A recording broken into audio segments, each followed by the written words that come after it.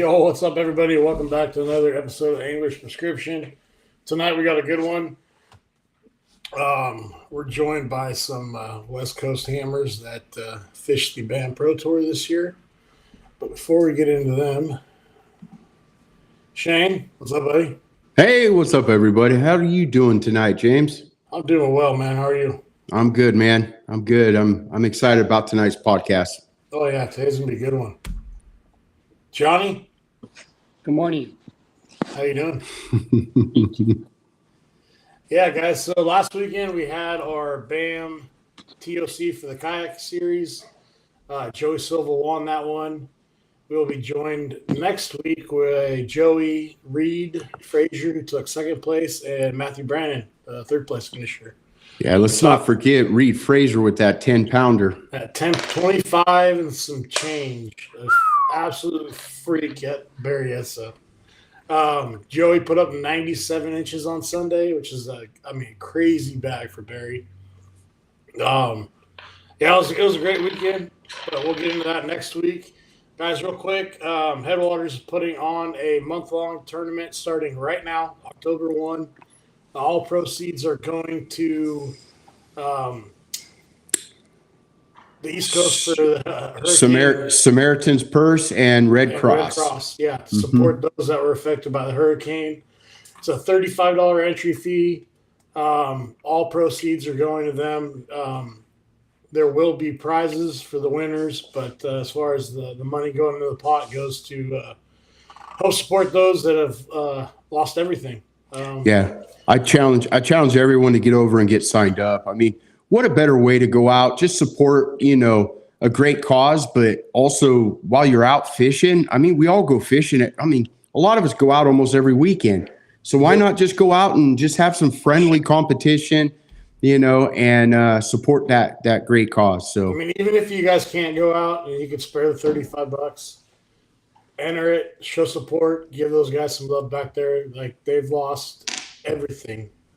Like, these houses were there. Like, the floods took everything from these people. So let's do what we can do to help support those that are in need.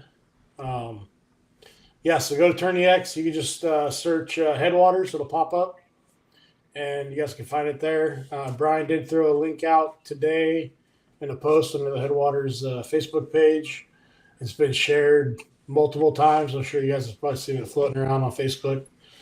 So if you can, enter and help those out.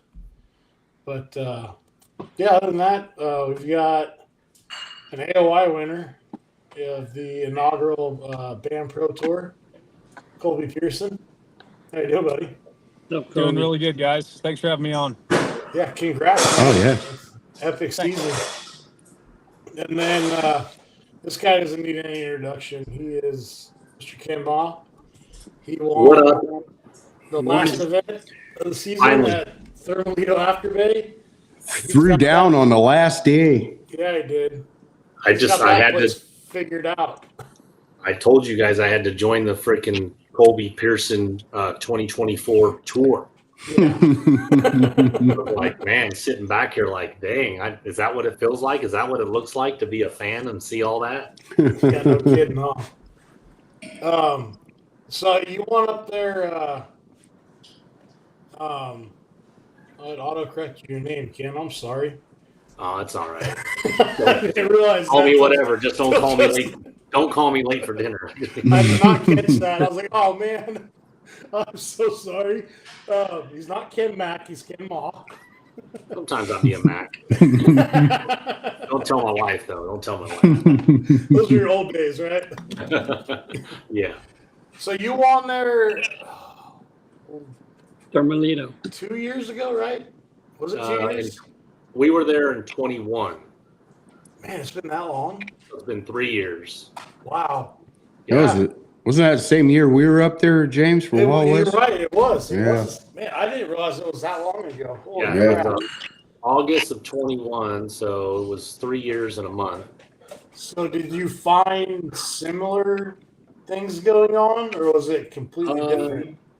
That place just fits my wheelhouse. What's crazy is I've only fished on that body of water 8 days my entire life. And all 8 of those days were around 2 acres. So Yeah. yeah, I mean, it's just, like between the 21 win and the 24 win, I've never gone there in between those. As fun as that place is, I've never gone there in between that 3-year period. And it's a cool little fishery. Like it's a mini. What would you say? It's a mini Clear Lake without docks, basically, right? Minus Yeah, I mean, the I guess. drastic changes in water temp when they let water in.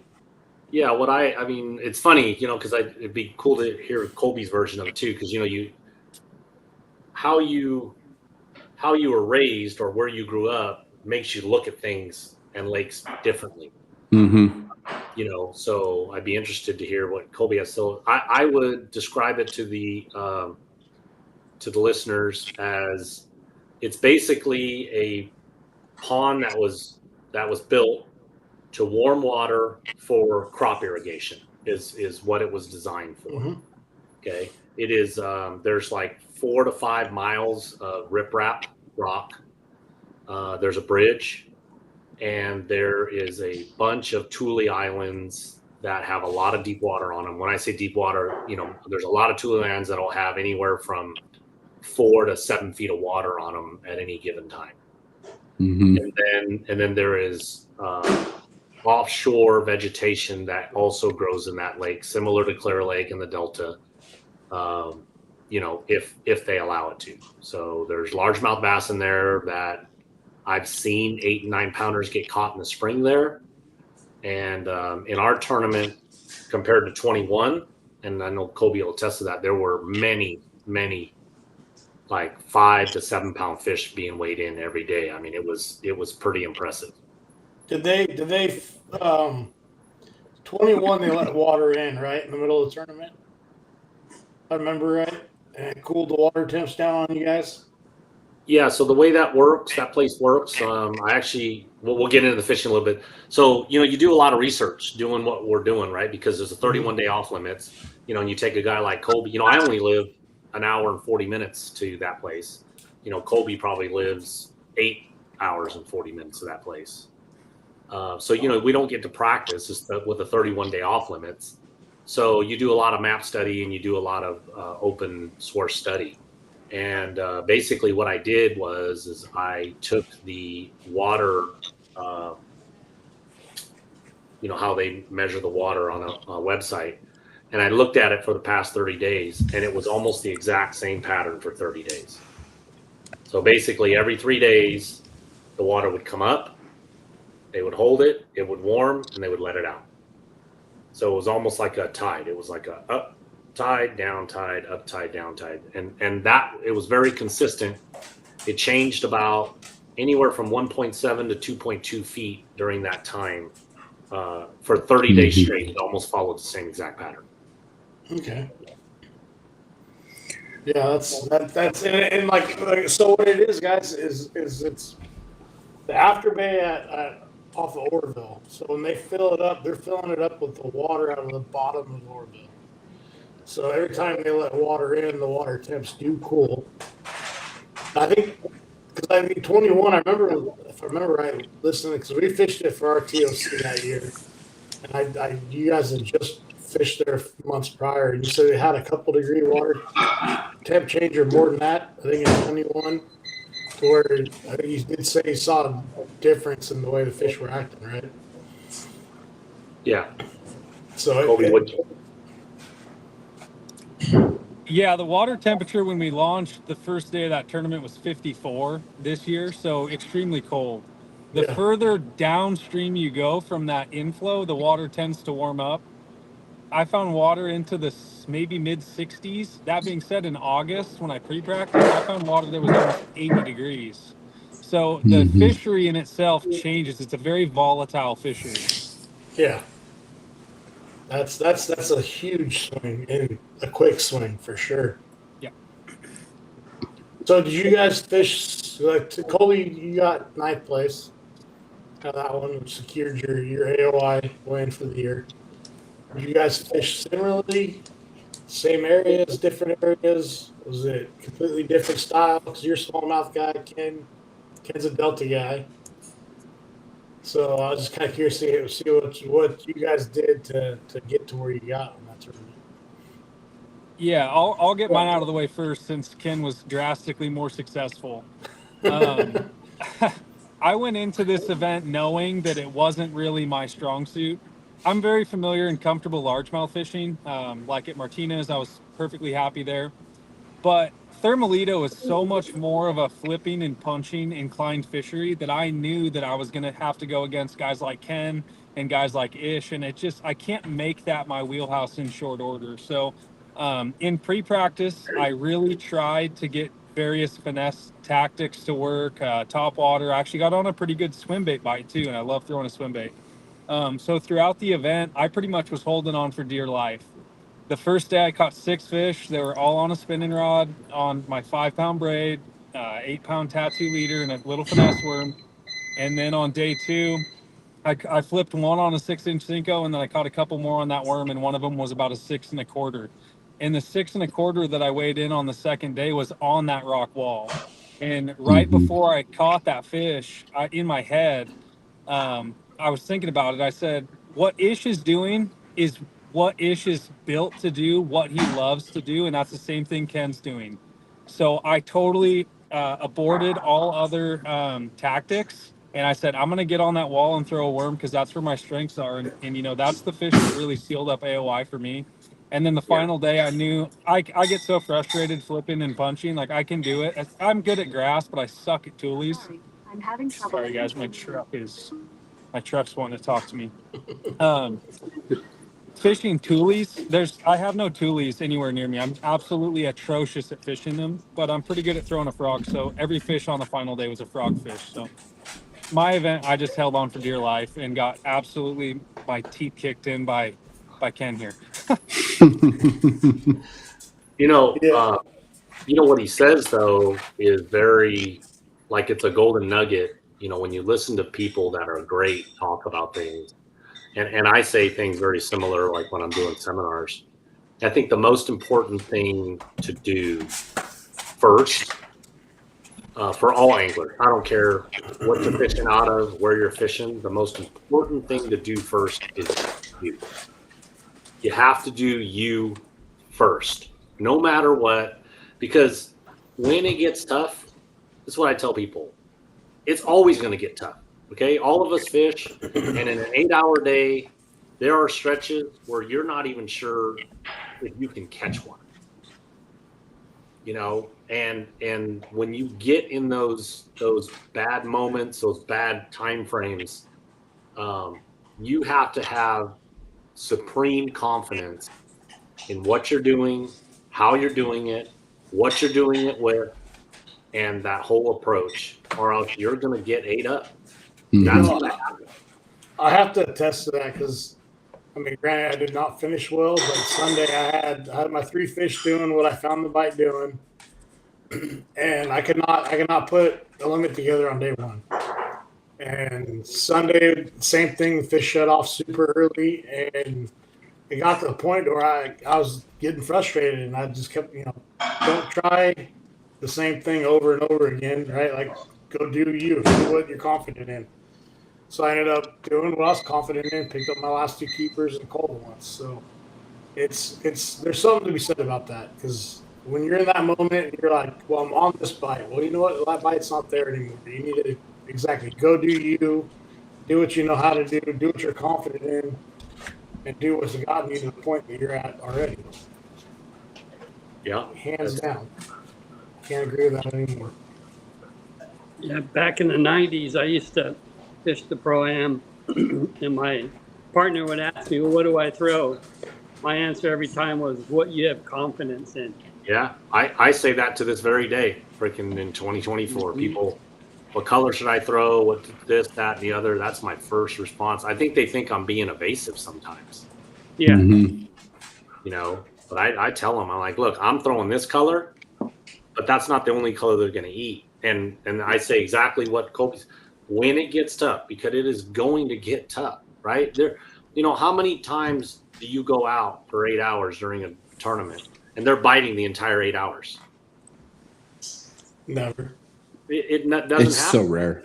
It's small windows, and it's what I would say, especially like on the Delta and the Afterbay, it's a lot of lulls with a few flurries, and you got to capitalize when those flurries happen. 100% agreed. So did you catch them? You caught them flipping, Ken? Was that your deal? I actually got there. You know, it's similar to Colby. You know, I mean that place suits my my wheelhouse. You know, to me, it's a power fishing fishery. In 21, the water was much darker, was much more to my liking. And when I say darker, it was probably in 21, I'd say 65 or 70% of the lake was probably 3 or 4 feet or less. Almost kind of described as like tannic back then, right? Almost a little bit.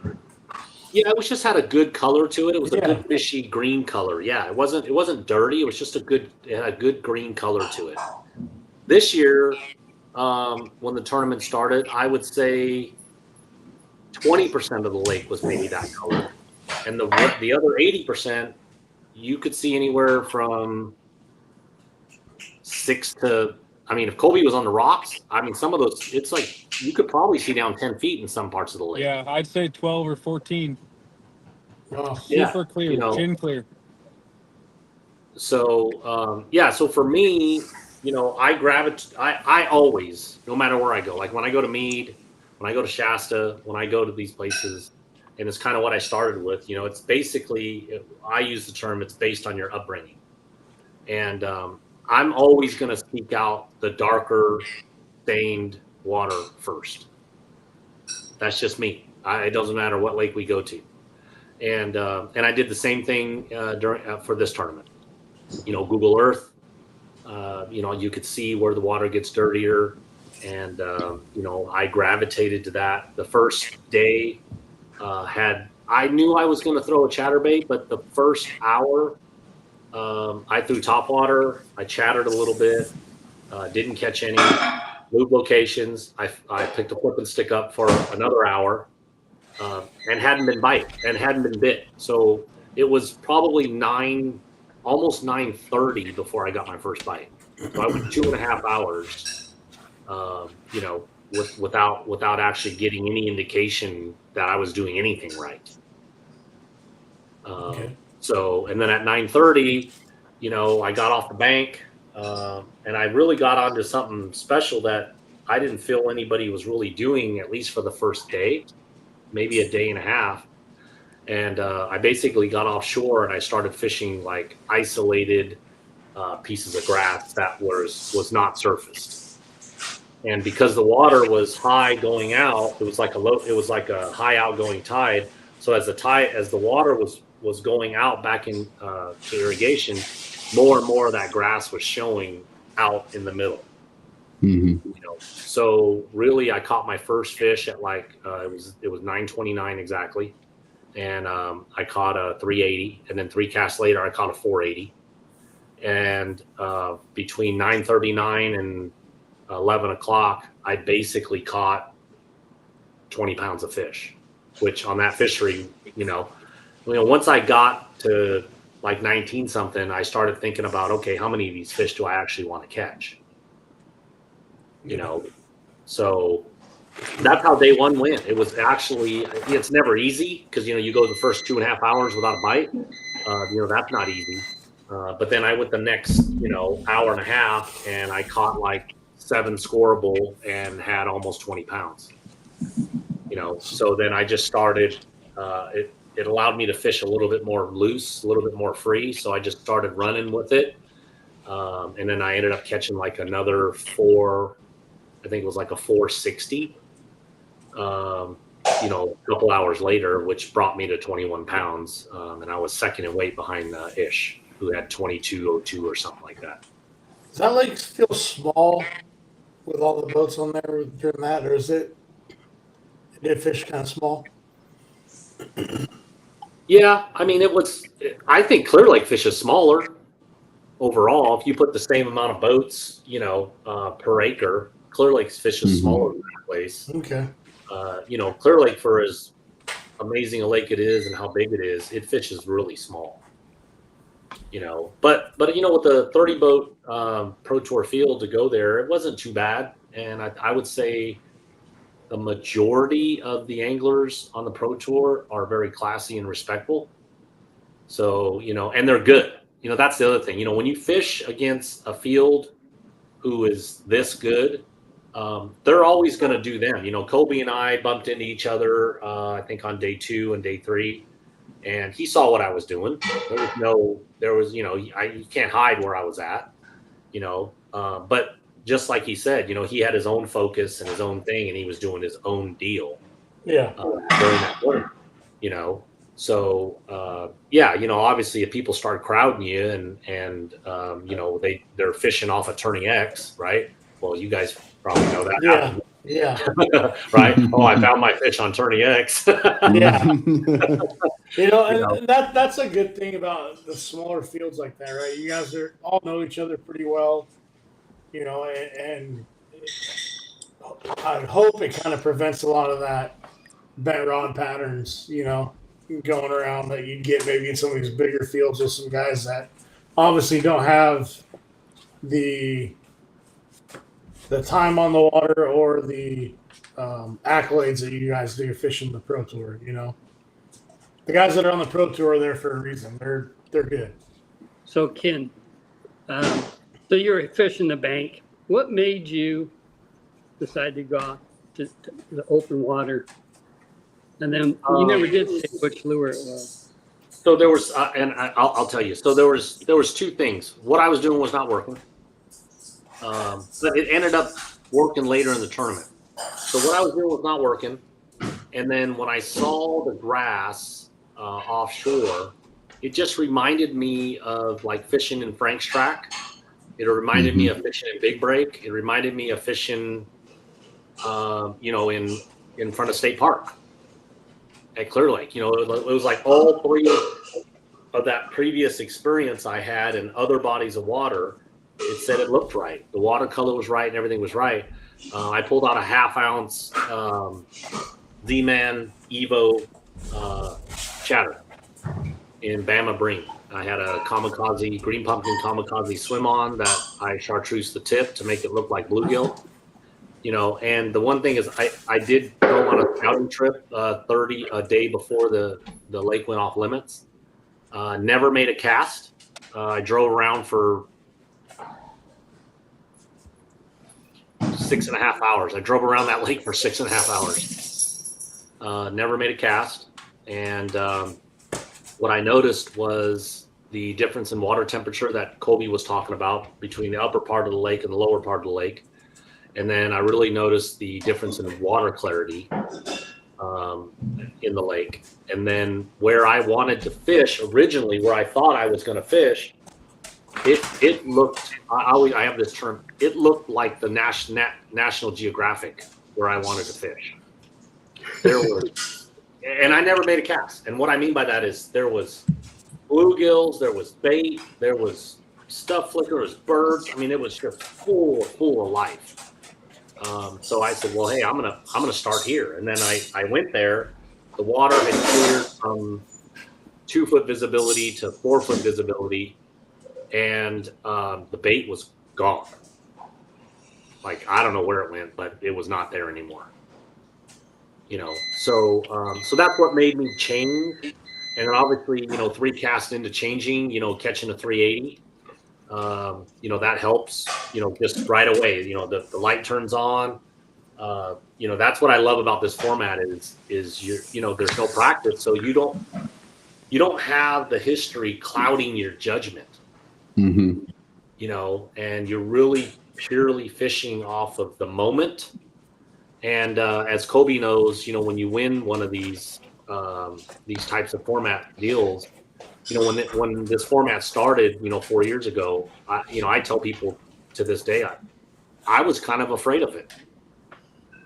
I really was. I was afraid of the format because all I've ever done is take, however many days a pro-am is, I usually practice that many days. So if it's a 3-day event, I take 3 days of practice. So you're there on the water for 6 days, and those 6 days, although they help you, there are times that it really, really, really, really hurts you also.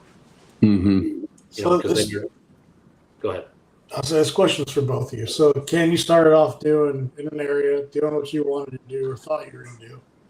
You said an hour and a half into the day, you switched. How long do you give yourself typically with your, I won't say preconceived notion, but your ideas of what you want to do on any given body of water before you got to scrap that and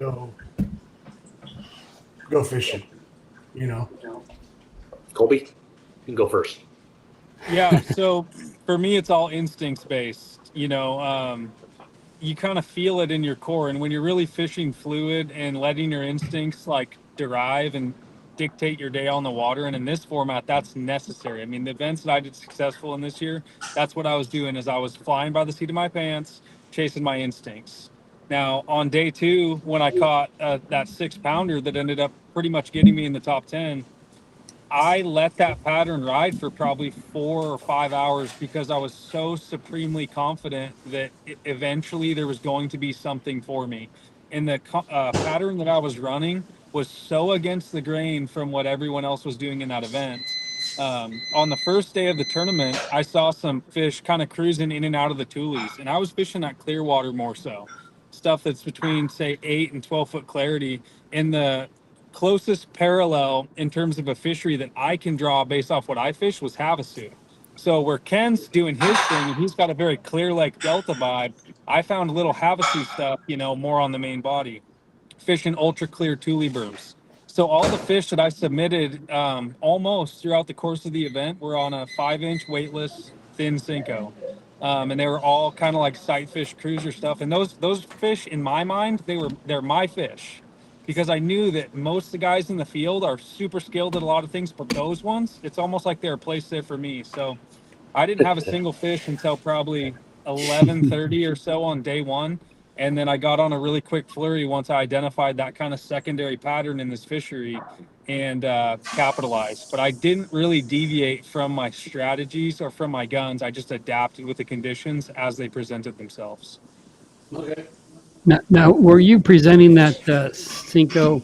So I was there and I was drop shotting, not up against the tulies, but I had to be off a little bit. There was like a secondary break, and I had to actually throw it up on top of the break and then kind of work it down the break. And the break was only, I would say, 2 foot.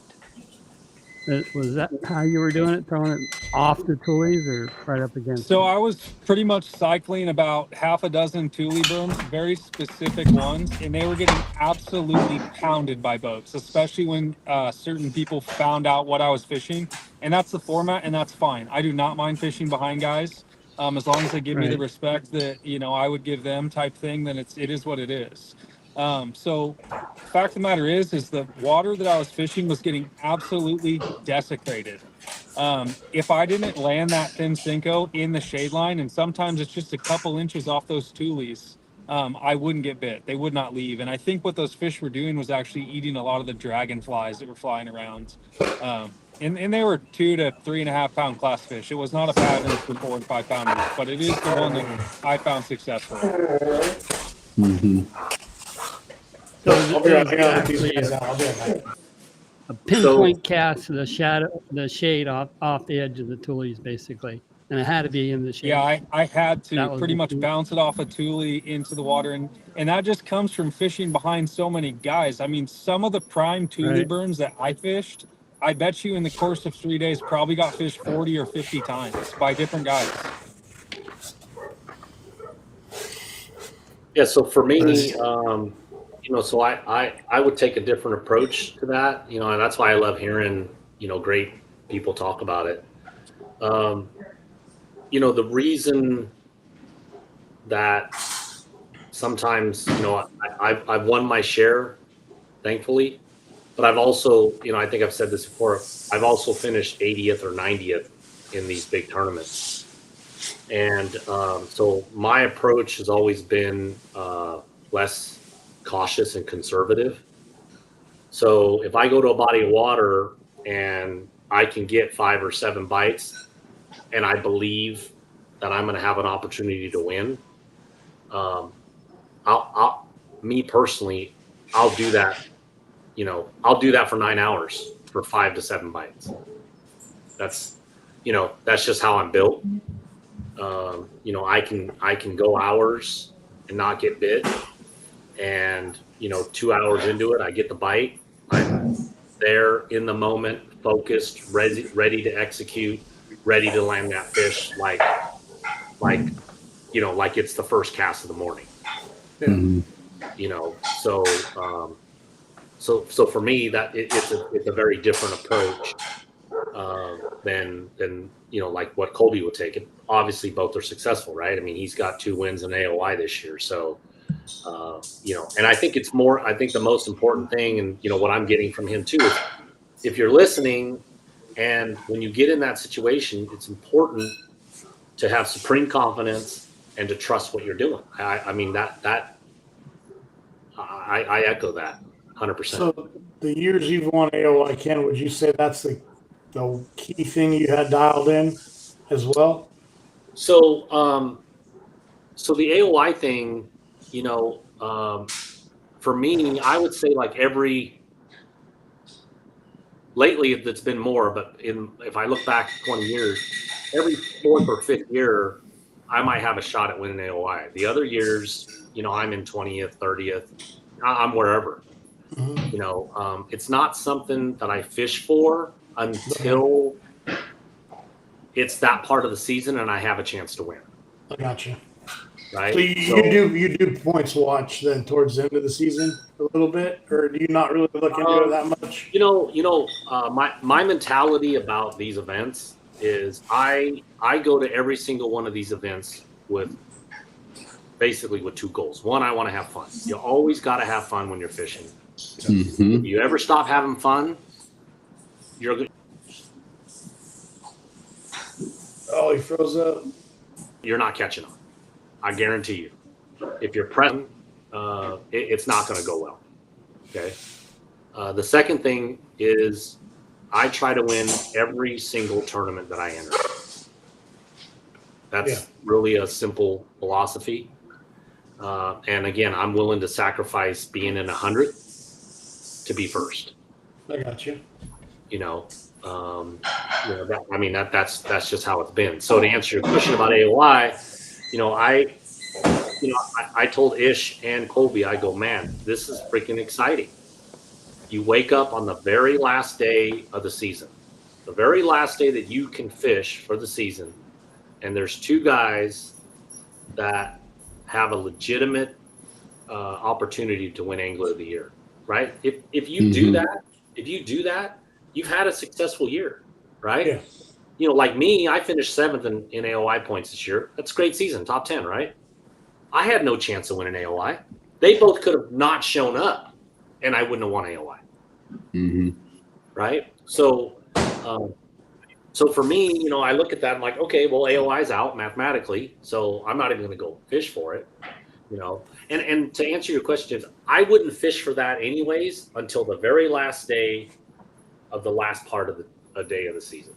Yeah, I meant in general, like the seasons, or like you say, you have a chance to do it, or you have done it.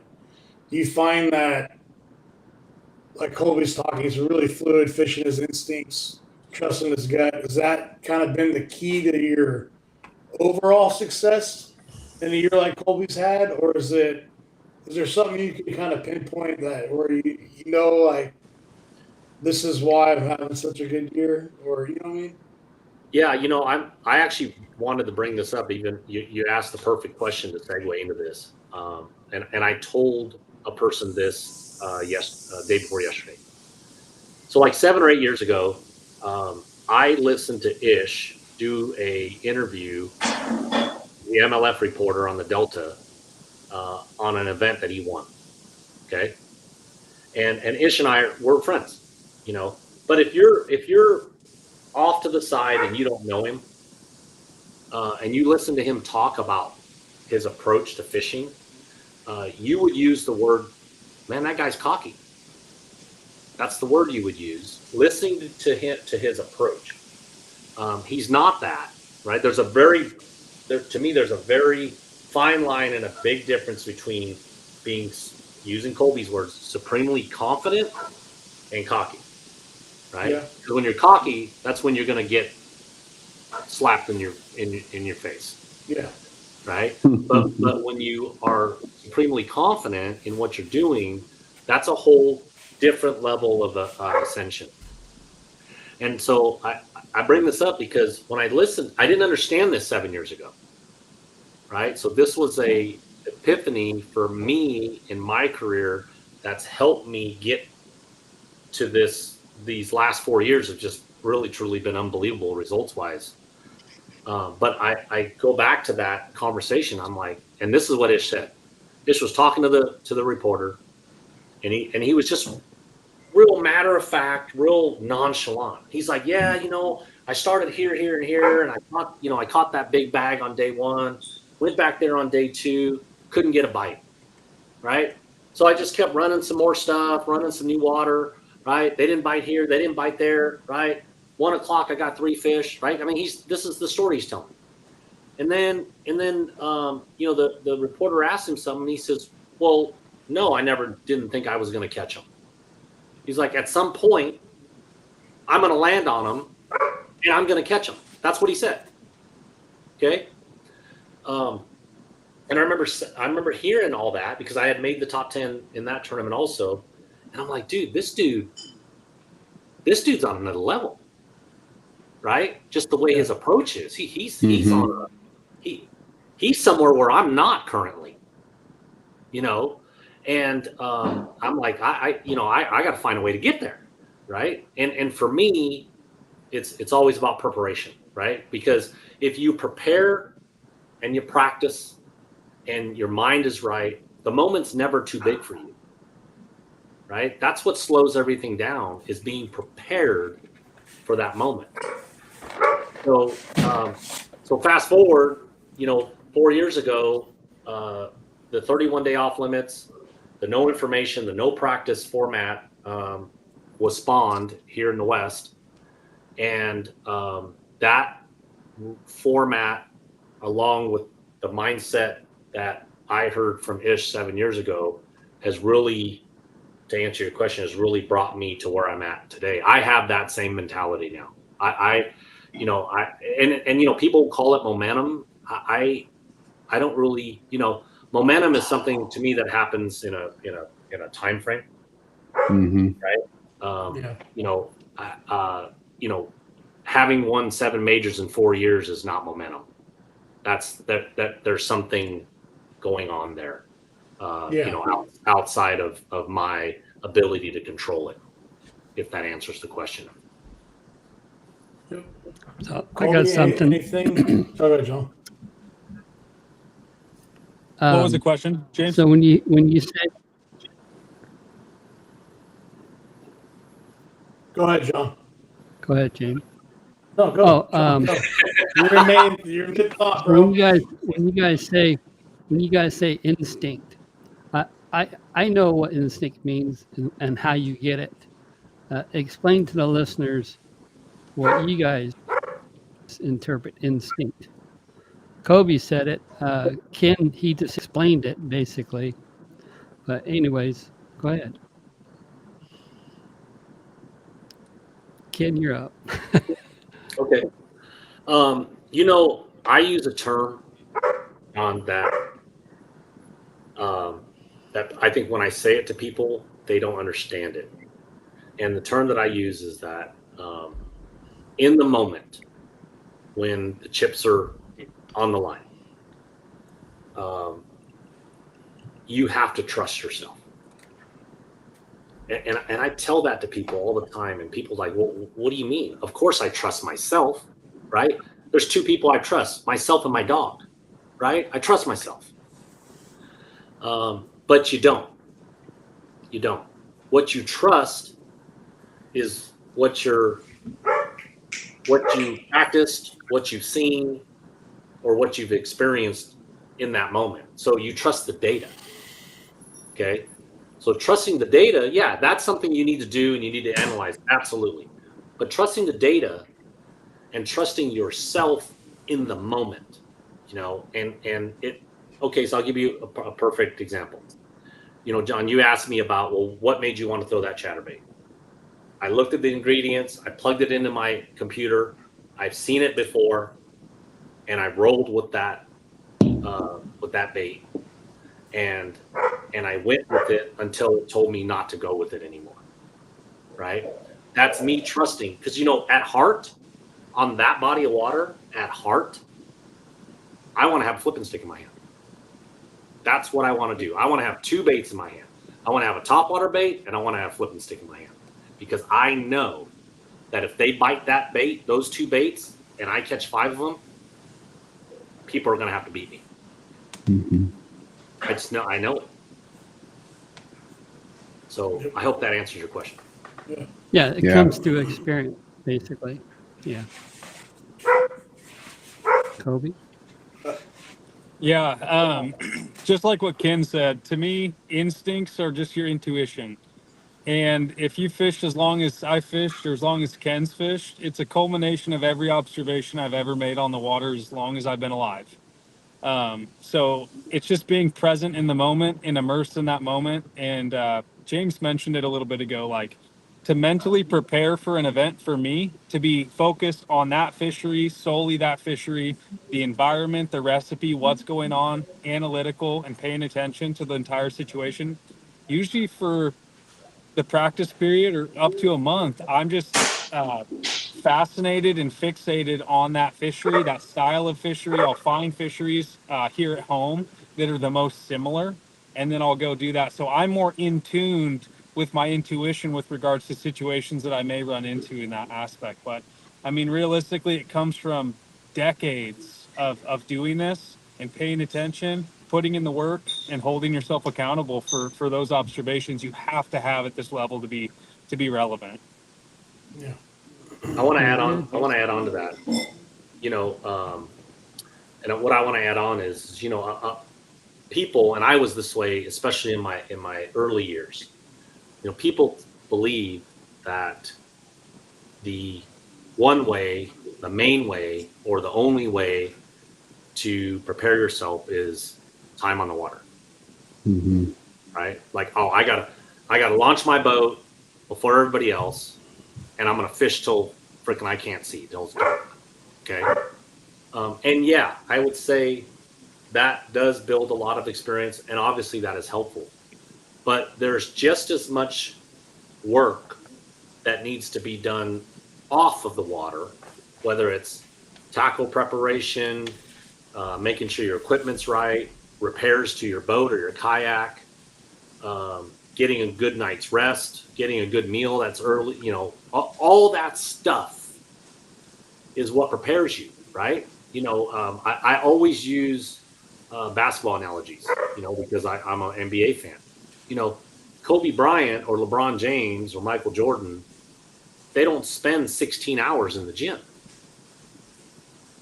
right? You can't your body can't withstand that. Yeah. Right? So they're always working on something, or it's their health, or it's their diet, or it's their mindset, or whatever that is. Fishing is no different. I mean, fishing is the biggest mind twist that you can ever participate in. 1 minute you feel like you can catch the world, and the next minute you're just like, I want to quit. Yeah. It's a giant jigsaw puzzle. It is. Never ending too. Yeah. Right. And So- that's why we come back. Yeah. What do you guys think? What do you guys think with what Mark's done with the BAM trail in general? I think it's great to have that out here. I'm absolutely loving what he's doing on the kayak side. I was willing to get your guys' opinion on the boat side. What do you guys think is going? What do you see the future being? Colby? Yeah, so all the work that Mark's put in, to me, it means the world, because essentially Ken went into it saying, we always fish is to win. myself as an angler, I like to fish to win. I like to buy myself the opportunity to fish to win, and that's Sunday in our format. But I have to, when I launch my boat and go compete, I have to fish for a check. I have to try to secure a check. There's so much financial implications for me to travel as far as I do with the job that I have and just everything. My style has adapted over time. I have to be fishing for that check, and getting a check down to next year's going to be like 20th place in this format. What a lot of guys aren't really catching on to is that that's what's going to keep your whole roster coming back, right? It's so expensive to go and fish for great sums of money and then go and then attain those checks. I mean, for me, I have to, you know what I mean? In order to keep showing up time and time again. So stylistically, that's translated very much into my career. Fishing next year for $50,000 top prize, 60 boats, super high level angler with the amount of media that Mark has brought to the table. I mean, myself, I've probably been the biggest recipient of that media. I've got magazine covers this year and just so much media and marketing material that I get to afford myself better opportunities next year for my sponsors. All my sponsors this year are super stoked and happy looking to go forward. So what Mark has done to me has provided me an opportunity to fish more so for a living. You know, this is the first year I've made significantly more money from fishing than I have working a full-time job. And I wouldn't be able to do that without Mark having this brainchild and really putting in the work and making the sacrifice to do this. Yeah. Um, he is working so unbelievably hard for anglers in our region. And I think this thing is going to succeed and it's blowing up. And I have so much interest from people getting a hold of me, asking about it, wanting to fish the pro-ams and try to qualify for this thing because it's going to be really, really big. Yeah, it's awesome. I mean, just the fact that he's able to take what he's created over his life with the magazine and being able to use that to not only run these tournaments but help bring that exposure to the anglers that are fishing his events has been really cool to see. Especially for us kayak guys, we don't have any of that out here, you know. And he's got guys that are doing, you know, every magazine's got a something to do with the kayak, whether it's I think they had some like summertime fishing tips with some of the guys, and you know they did couple pages for these guys, and then recapping the tournaments for another couple pages. So it's really cool to see that, and then obviously for you guys, I mean, and what he's building out here with the Super 60 is awesome. Yeah, he's doing a great job. I mean, promoting. Mark. Yeah, Mark. I mean, the guy. I mean, look at this weekend, man. He was out there on the boat. He was out there following us kayakers. I mean, if you go to some of the previous, I mean, you maybe never even saw the director. You right? I mean, so to see him out there in the thick and thin, it just means a ton to us anglers. I mean, it really honestly does. Yeah. He wants us to succeed. For sure. I mean, I don't know. We had a pretty cool little tri-tip dinner that Saturday night. That looked good. Oh man, it was unreal. Amazing. Yeah, it was really good. I can't. That's the first time I actually had a little. I guess they call it champions dinner. You know, the night after for day one. It was. I gotta commend Mark for that. It was awesome. Well, and the camaraderie and the fellowship afterwards it's what helps grow that community, and it's something that I truly loved it. I loved it. Yep. Yeah, I agree. What's Ken got to say? For me, after, you look at the last 2 years of our industry, and a lot of major bad stuff has happened. Yes. Mm-hmm. Last summer, we had the downfall of Wild West Bass Trail and Apex. And then this year, almost exact year later, MLF Toyota Series pulls out of our region. Yeah. So there's so much turmoil, and honestly for me, I was, to my neck supporting Wild West and Apex, I was probably the loudest fan of that format and that organization. And when that went under, I even said on my social media posts, I'm like, this is not good for our industry. This is going to set our industry back 5 to 7 years. So to fast forward 14 months later, that's about what it's been, maybe 15 months now. When Mark bought some equipment, and I thought he was crazy to raise a tournament trail, in that climate. But successful business owners that, like all 5 of us know, they did crazy stuff. Like, you did what? During what year?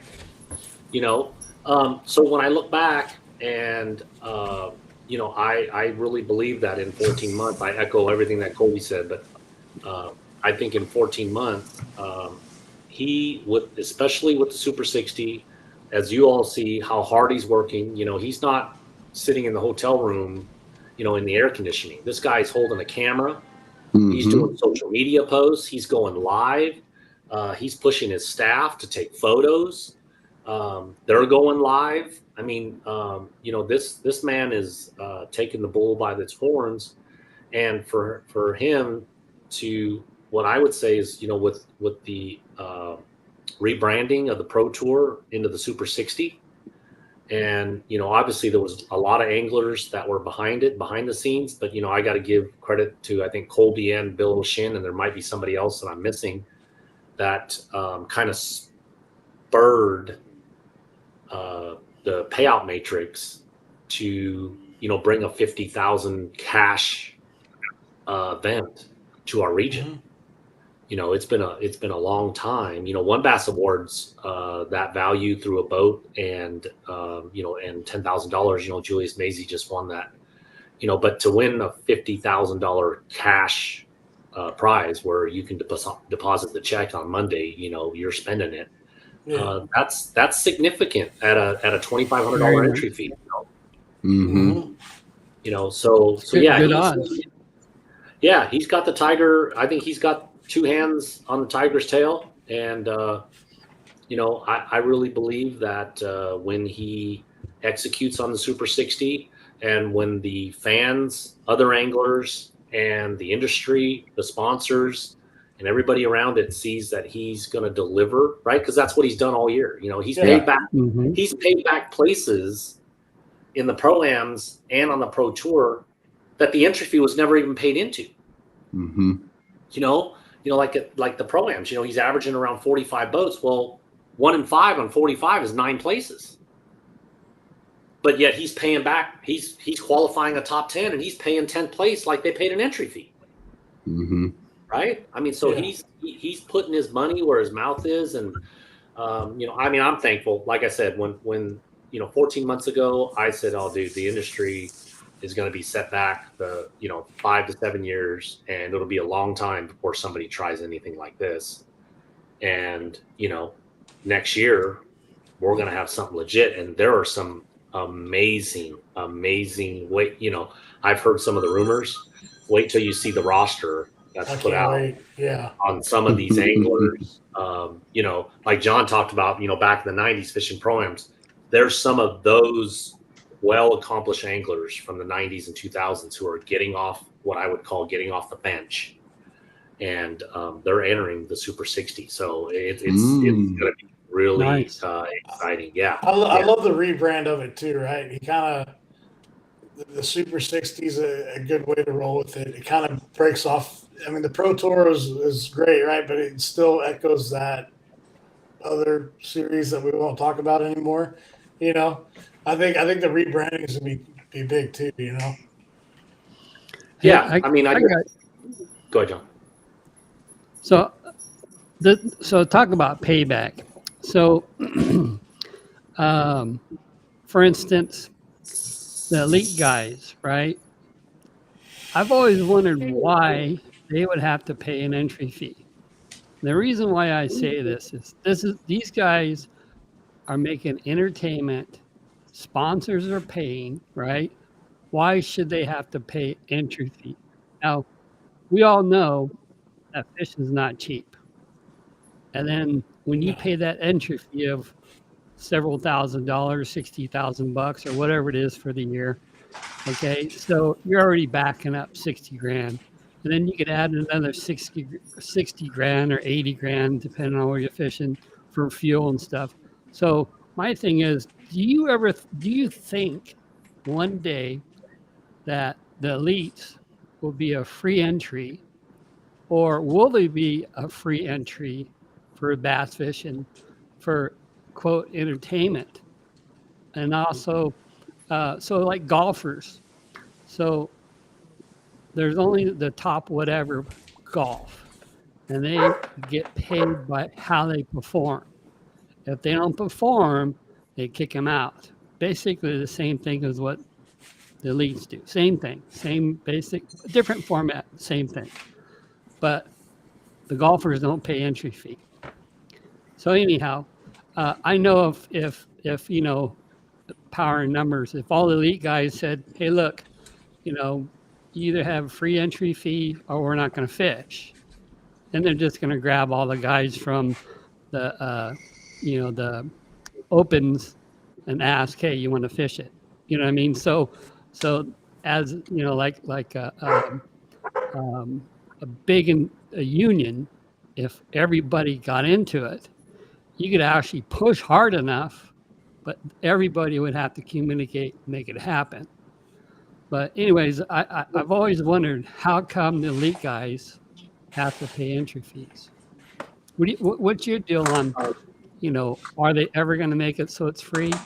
And I know on the West Coast with BAM just starting out, you know, it's totally different. But if you get enough sponsors lined up and there's enough money there, you could actually do a, you know, top 80, top 90, no entry fees.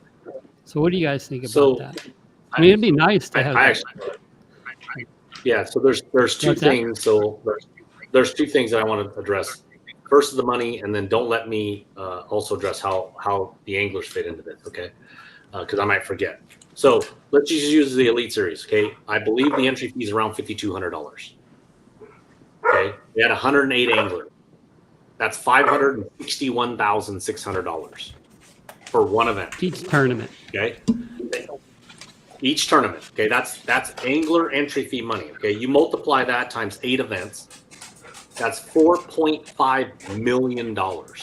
That anglers pay in to compete. Okay. Right. So when we talk about sponsor money to raise that money, I don't even know if I have no idea if Bass even grosses that much money in sponsorship money. I would assume they do, but you know, it probably costs them in the neighborhood of $35,000 to $55,000 just to put on one of those events, right?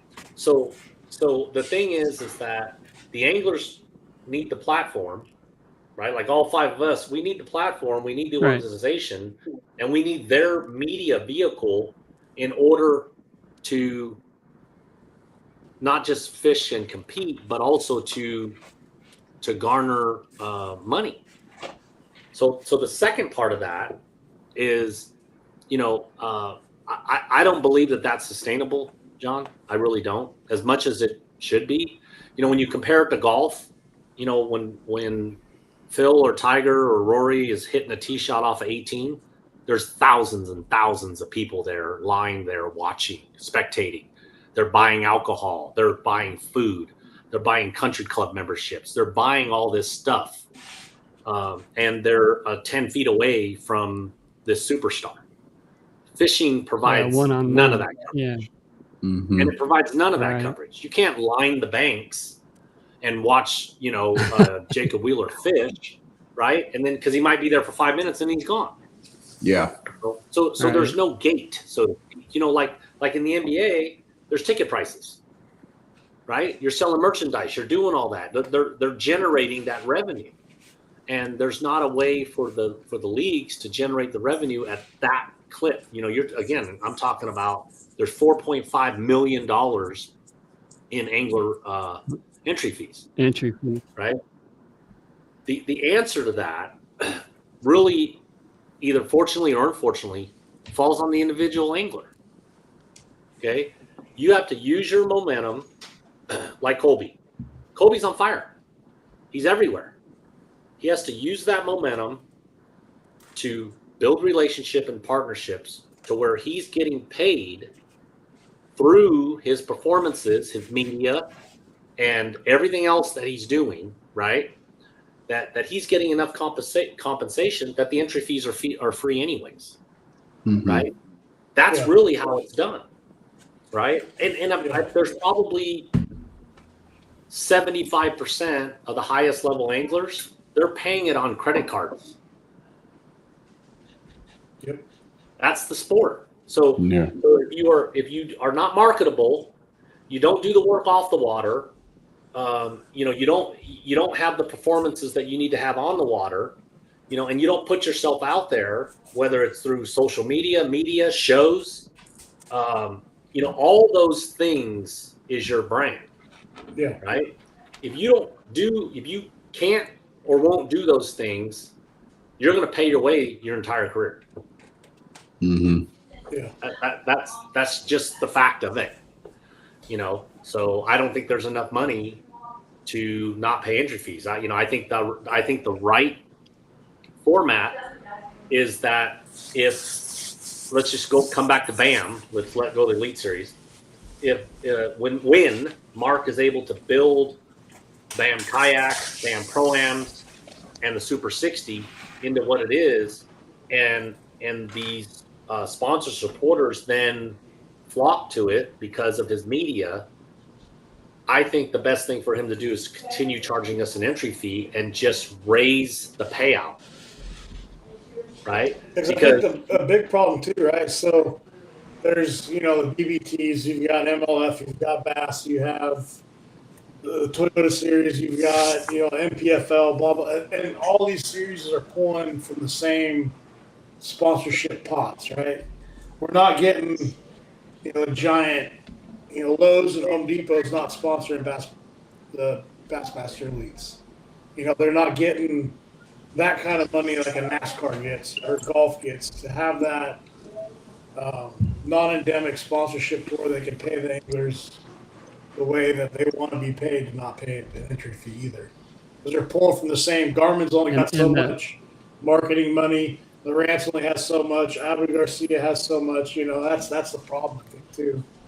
Well, and here's the other issue I have. Okay, so in professional sports, based on your marketability and the work you do and your performances, everybody's paid different, right? Mm-hmm. Yep. LeBron James makes more than Tristan Thompson, right? Okay, so in fishing, right? If I'm doing more work than Colby, why is he getting the same amount that I'm getting? Yep. Right. So you're paying Colby's entry fee, who basically did nothing but just qualify, doesn't wear a jersey, right? Shows up and fishes, right? You take a guy like me, I'm there interacting with the fans, helping sell boats. I'm going to the shows. I'm doing all this stuff, and I'm getting the same $5,200. That's not fair. Man, Colby, you don't wear a jersey? No, I just. Dang, you just burned Hey, thanks. A couple years ago, I probably wouldn't have, but thanks to Ken, I bust my ass all the time in the off season and do trade shows, and but that's thanks to him. That's not thanks to my natural innate ability to market. Pretty subpar, but old Ken keeps me in check all the time. Trust me. You know what? I gotta say too. I don't know if you're since Ken's retired, his output has been tremendous, and it's cool to watch how he's like when you think Ken hit the top of the mountain, he's still climbing, right? He's still doing more and more and more to promote him, to promote his sponsors, to do what he's got to do to better himself.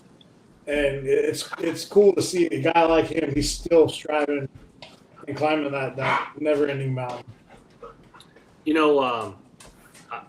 One of the biggest compliments, and I think anglers need to if you want to be in the industry, which I know Colby does, and he's got higher aspirations, and you want to be compensated, through the industry. There's some anglers that, they, whatever profession they're in, or they own a business, they can just flip the bill and it's no big deal.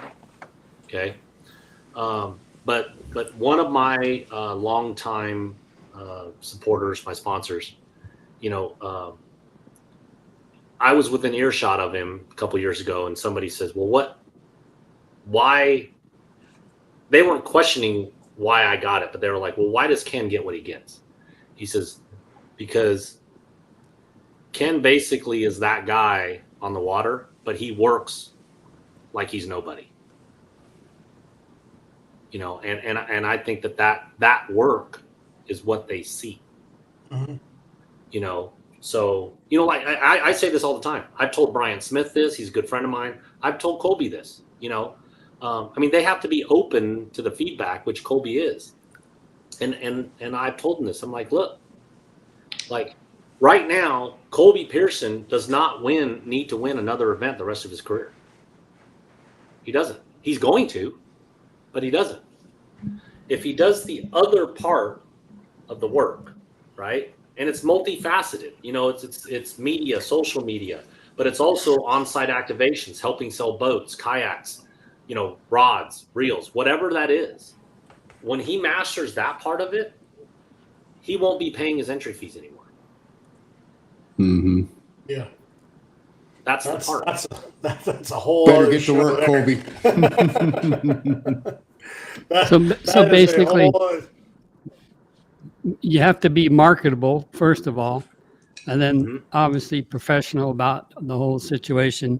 And then two, push what you believe in. Don't push, this, whatever, even I never used it, but you basically push what you believe in and what you use.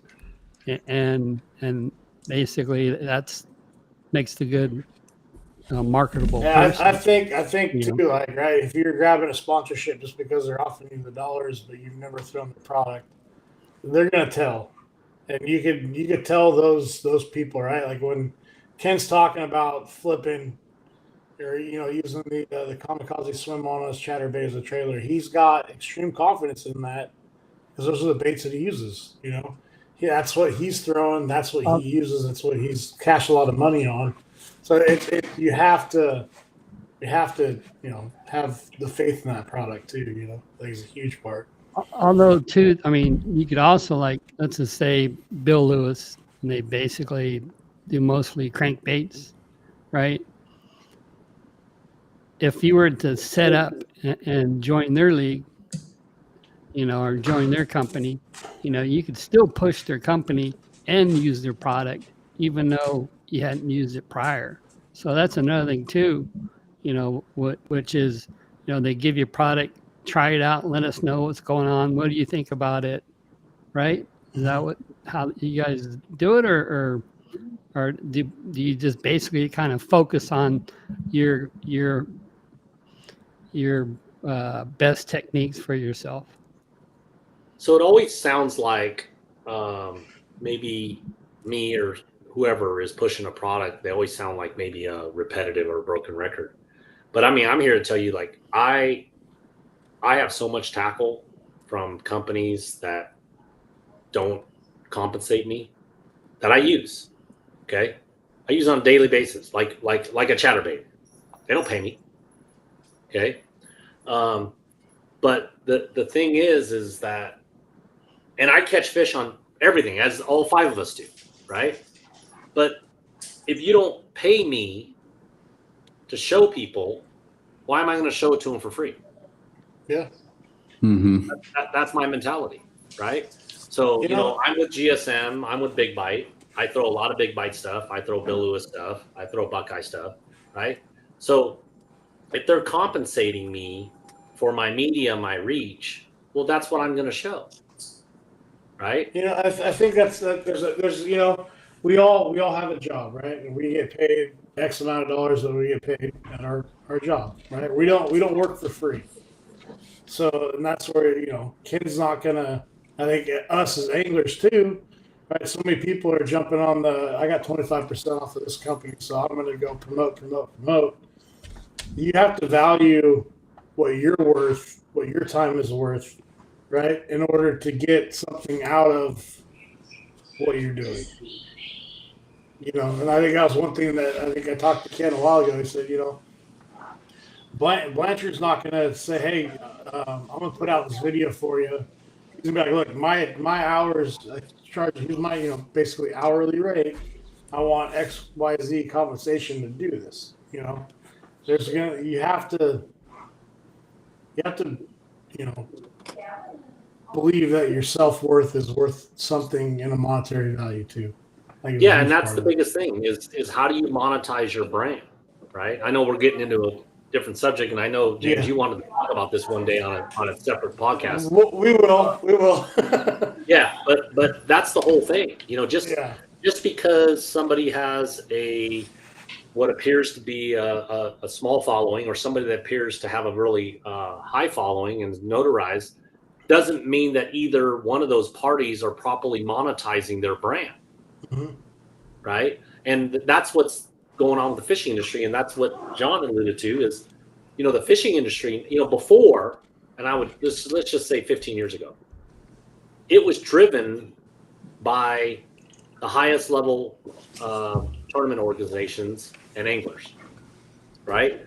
You went fishing, somebody won a tournament, the magazine came out, something came out, it got read, people consumed it. That's what happened.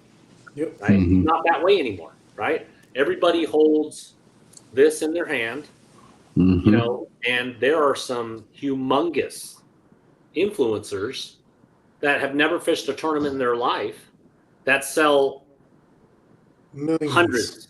hundreds of thousands of dollars of product.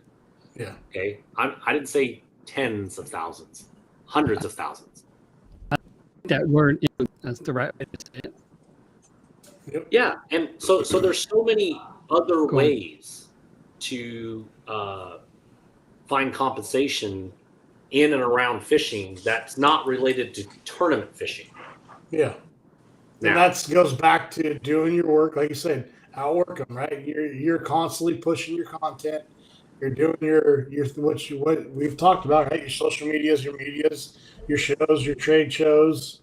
You're out, you know, out there showing Vexus around. I think you're giving people free rides. Let them see what you know what I mean? Like that right there is what sets you apart from everybody else. You know, how many other guys would be like, oh yeah, I'm with Ranger Boats. You know, if you all want to see how this Ranger rides, come meet me at the Delta on so-and-so day. I'll take you for a ride. You know what I mean? Ken's the only one I think I've seen do that. And that's probably why Vexus takes care of Ken very well, you know. Yeah, Vexus, Mercury, Lowrance, yeah. I mean, all those, you know, because I mean, when you're, you know, it's different saying what you're doing, you know, and actually just doing it, you know. So for sure, but, guys, yeah, there's so much to it. I mean, I love talking. I love talking about that part of it. I don't even want to go down that. You know, we have to do a whole nother show for it. For sure. Sometimes, like, I'll get on the phone with Colby, and like I'm real complimentary of him because I think he's got the whole package. And you know, early on, you know, a year, 2 years ago, I'd be talking to him. And he goes, "Okay, I got it. I'm gonna do it. I got it." And he does it. You know, and you have to do those things. You just have to, or else you're just, you know, or if you don't have to, you can not do it, but don't complain about what the next person has. Yeah. Right? Don't complain. Don't sit there and be like, oh, why does Colby have this? Why does Ken have this? Why does such and such have this? Right? If you're not willing to do the work, right? Never complain about getting the results for the work you didn't do. Exactly. Yeah, exactly. So what we'll do is we'll do something wintertime, Ken, during the off season when the Delta's not on fire. And we'll pick a day. It's always on fire. For Ken, yeah, it is. For Ken, it is. We'll get a Tuesday. You know, guys, I want to do a whole sponsorship show with Ken. Like I want to set time aside the time. We'll make sure we have as much time as Ken wants to talk about it, and we're gonna break it down nitty gritty because you see all these posts all the time on on our local kayak tournament pages. How do I get sponsorship? How do I do this? How do I do that? You know what we're gonna do? We're gonna do at least an hour show, probably a lot longer than that, and we're gonna learn from the master on how just to do that. I geek out on that stuff, man. Yeah, we're gonna get your notepads out, get your pens out, get your pencils out, and take notes from the master when that show comes Go on. back I to promised. school. Yep, we were going to go to the school of Kenma and learn all about sponsorship. That is something that So- him and I had talked about previously. I do want to do it, but like I said, I want to highlight what these two guys have done and kind of bring some more attention to BAM, not only the kayak side but on the boat side as well. I mean, it's a top-notch trail. Mark is doing a phenomenal job and growing something that is going to be very special in the future for hopefully our kids and grandkids to fish long ways down the road. You know, One Yeah, more that's- thing, real quick. Yeah. Kobe never did answer that question. John, Yeah. you lost me on what question you're talking about, bro. It's Just the one. It's the one about sponsorship and representation. Bass I Master remember. I think that, I mean, Ken, I really kind of took a, backseat to him because I know that he could more properly express my exact sentiments than even I could. In a nutshell, the money has to come from somewhere. So it's up to us as anglers and competitors to grow the sport to the point that all of a sudden maybe it can be something that we're fishing at a reduced rate or maybe someday for free. I think that's a great goal to have. I think in terms of financial structure and implications, bass fishing aligns more with like poker. You got to pay to sit at the table to end up, competing for a higher amount of money. So until we can grow the sport to the size where the consumers are so much more engrossed with it in terms of marketing, ad worth, and dollars, the money has to come from somewhere organically. And then in terms of the sponsorship stuff, just real quick, I mean, the biggest hurdle for me was I think anglers tend to overlook the aspect of finding value. So what I had to start doing is I had to start identifying and finding value that I could provide to a company before I started thinking about what they can do for me. Because I found that the differences that I can attribute to a company monetarily, I only require a fraction of that, and I don't mind working for them. So if I could provide a company of say like $5,000 or $10,000 in just regionalized sales, maybe I get just a percentage of that, but that's a lot to help me keep the wheels on the bus going down the road. So where Yeah. anglers are always like, I can rep this, I can rep that, and what can they do for me? It's like, man, like I only find success when I find the value first and say, here's what I think I can provide your company. If you're interested in that, here's the rates to kind of market with and through me. Here's how I carry myself, and here's a media packet that so far answers all the questions you may have. But I think a lot of guys in the fishing industry are conceited in the idea of like, you have to put rubber to the road and boots to the ground and actually go to work for these companies. And that's what everyone seems to overlook. And I don't know why that is.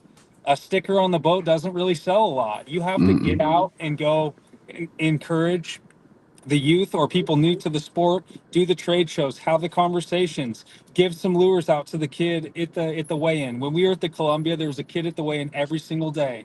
And I still have to send him a jersey because I promised him that I would. But, every time I saw him at that event, 2 different events, the Pro-Am and the Pro Tour, I'm giving him lures and stuff like that. You know what I mean? So hopefully he follows my career and then becomes a supporter of the companies that I work with. And hopefully everybody does. I mean, that's kind of the part that guys overlook. You have to And go to work.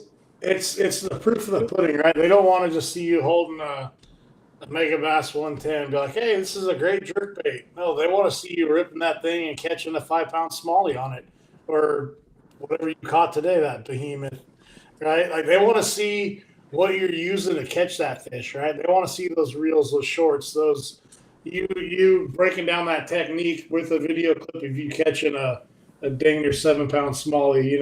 It's like that stuff right there is what is going to sell the product over a sticker on the boat, the logo on the jersey, a wrap truck. That's why. Let's just be serious. Anybody can put that stuff on their truck, right? Yeah.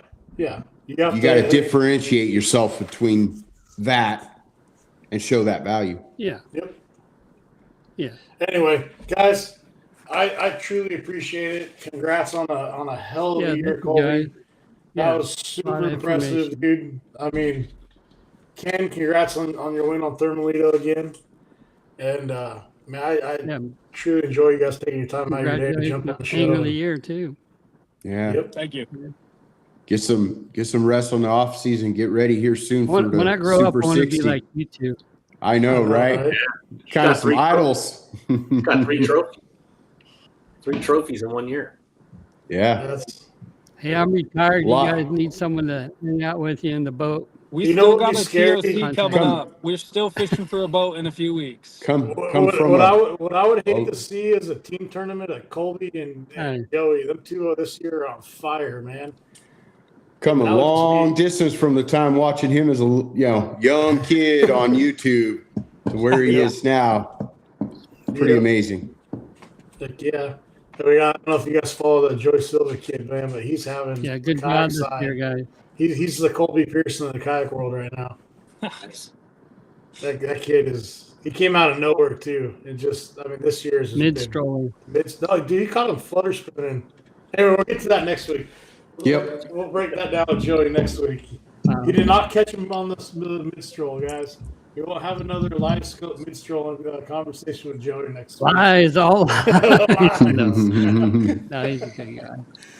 He's a good guy. He tells the truth. Oh yeah, I appreciate it, guys, and Yeah, thank you both. Thanks, fellas. next week. Cool. Thanks, guys. Yeah. Good luck. Well, next good week. night. Good luck in a couple of weeks too. Got all this sponsorship talk. You guys want to thank your sponsors? Or, I mean, might as well throw that out there for you.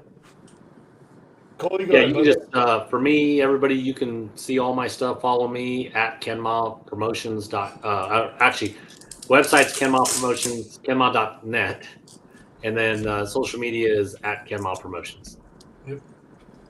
Colby, where they can find you at on Instagram and Facebook and all that fun stuff. Yeah, so you guys, all my social media, and I'm on TikTok, YouTube, Instagram, and Facebook.